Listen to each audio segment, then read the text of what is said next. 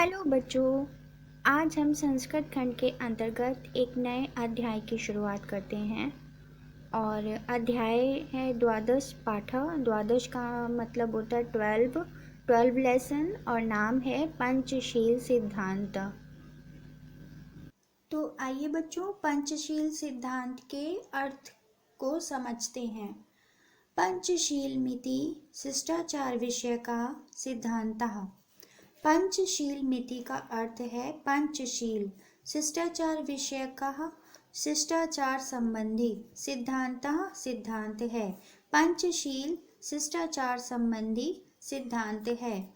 महात्मा गौतम बुद्ध एतान पंचापि सिद्धानान्तान पंचशीलमिति नामना स्वशिष्यान् शास्ति स्म। महात्मा गौतम बुद्ध, इसका अर्थ इस प्रकार है। महात्मा गौतम बुद्ध एतान माने इन, पंचापि माने 5, सिद्धांतान का अर्थ है सिद्धांतों का, पंचशील मिति का अर्थ है पंचशील, नामना नाम से, स्व अपने, शिष्यान शिष्यों को, शास्ति स्म उपदेश देते थे। कि इसका पूरा अर्थ इस प्रकार है कि महात्मा गौतम बुद्ध इन 5 सिद्धांतों का पंचशील नाम से अपने शिष्यों को उपदेश देते थे। अतएवायं शब्दः अधुनापि तथैव स्वीकृतः। अतः माने इस प्रकार, अतएव यह, एवायं माने यह, शब्द माने शब्द, अधुनापि माने आज भी, तथैव वैसे ही, स्वीकृता स्वीकार किया गया है। कि अतएव यह शब्द आज भी वैसे ही स्वीकार किया गया है। इमे सिद्धांतः क्रमेण एव सन्ति। तो ये इमे का अर्थ है ये सिद्धांत, क्रमेण क्रमशः, एव इस प्रकार, संति हैं इस प्रकार हैं। कि ये सिद्धांत इस प्रकार हैं। नंबर 1 अहिंसा, नंबर 2 पे सत्यम, अस्तेयम, अप्रमादः, ब्रह्मचर्यम इति।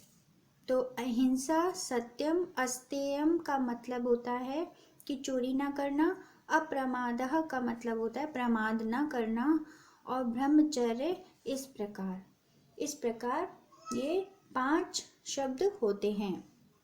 आगे अर्थ इस प्रकार है कि बौद्ध युगे इमे सिद्धांताः वैयक्तिक जीवनस्य अभ्युत्थानाय प्रयुक्ता आसन्। किसका अर्थ है कि बौद्ध युगे, बौद्ध काल में व्यक्तिक जीवन के उत्थान, अभ्युत्थान है उत्थान के लिए, यानी उसके कल्याण के लिए, इमे सिद्धांता इन सिद्धांतों का प्रयोग आसन होता था। कि बौद्ध काल में व्यक्तिक जीवन के उत्थान के लिए इन सिद्धांतों का प्रयोग होता था। परमध्ये इमे सिद्धांता राष्ट्राणां परस्पर मैत्री सहयोग कारणानि विश्वबन्धुत्वस्य विश्वशान्तेश्च साधनानि सन्ति। परम अद्य, किंतु आज, इसमें 2 शब्द हैं, परम अद्य, किंतु आज, इमे ये सिद्धांत राष्ट्राणाम राष्ट्रों की परस्पर मैत्री मित्रता और सहयोग के हेतु, विश्व बंधुत्व से विश्व बंधुत्व के और विश्व शांति के साधन हैं। तो इसका पूरा अर्थ इस प्रकार हुआ, किंतु आज ये सिद्धांत राष्ट्रों की परस्पर मित्रता और सहयोग के हेतु विश्व बंधुत्व और विश्व शांति के साधन हैं। राष्ट्रनायकस्य श्री जवाहरलाल नेहरू महोदयस्य प्रधानमन्त्रित्वकाले चीनदेशेन सह भारतस्य मैत्री पंचशीलसिद्धान्तं धिकृत्य एवाभवत्।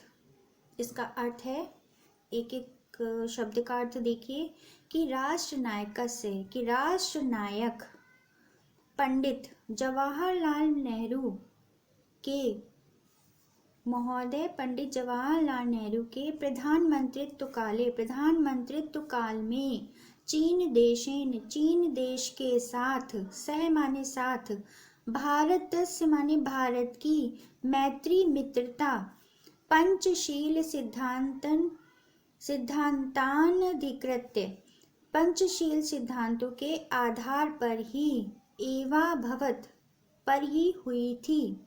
तो इसका पूरा अर्थ इस प्रकार है कि राष्ट्र नायक पंडित जवाहरलाल नेहरू के प्रधानमंत्रित्व काल में चीन देश के साथ भारत की मित्रता पंचशील सिद्धांतों के आधार पर ही हुई थी। आगे इस प्रकार है, यतो हि उभावपि देशौ बौद्ध धर्मे निष्ठावन्तौ। कि यतो ही का अर्थ है क्योंकि, यतो ही क्योंकि, उभावपि का अर्थ है दोनों ही बौद्ध धर्म दोनों ही देशों माने देश बौद्ध धर्म में निष्ठावंतों माने आस्था रखने वाले हैं। क्योंकि दोनों ही देश, कौन, भारत और चीन, दोनों ही देश बौद्ध धर्म में आस्था रखने वाले हैं।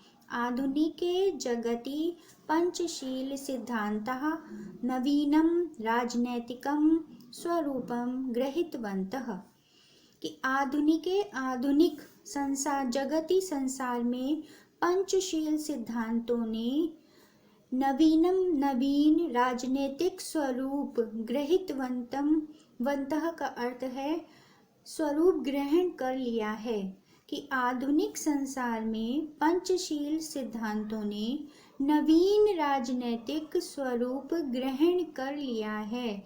एवं च व्यवस्थितः, और वे इस प्रकार निश्चित किए गए हैं या व्यवस्थित किए गए हैं।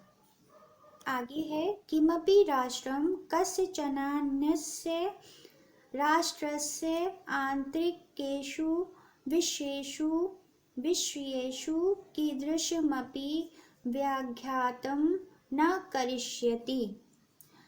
किमपि माने कोई भी, राष्ट्रम माने राष्ट्र, कश्चन अन्यस्य, इसमें दो शब्द हैं, कश्चन और अन्यस्य।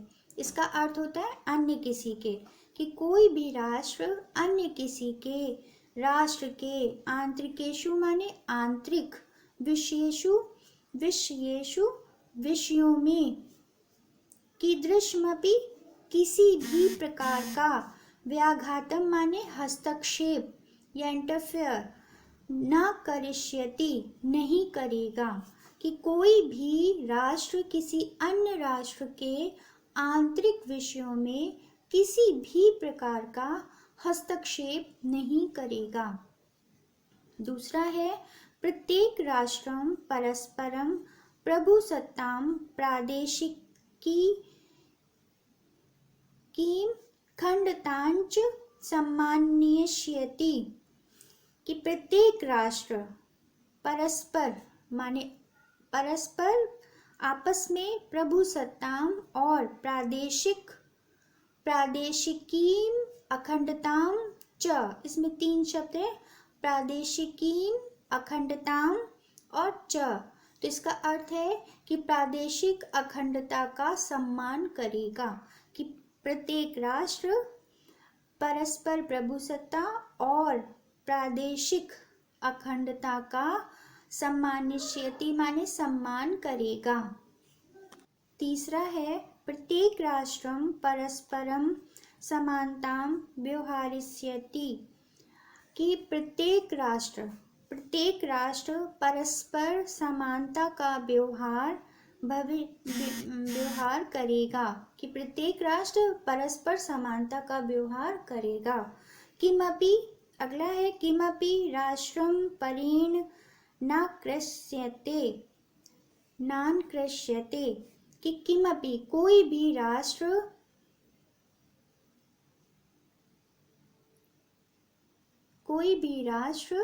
दूसरे से आक्रांत नहीं होगा। दूसरे से आक्रांत नहीं होगा। इसका अर्थ है कि कोई भी राष्ट्र दूसरे पर आक्रमण नहीं करेगा।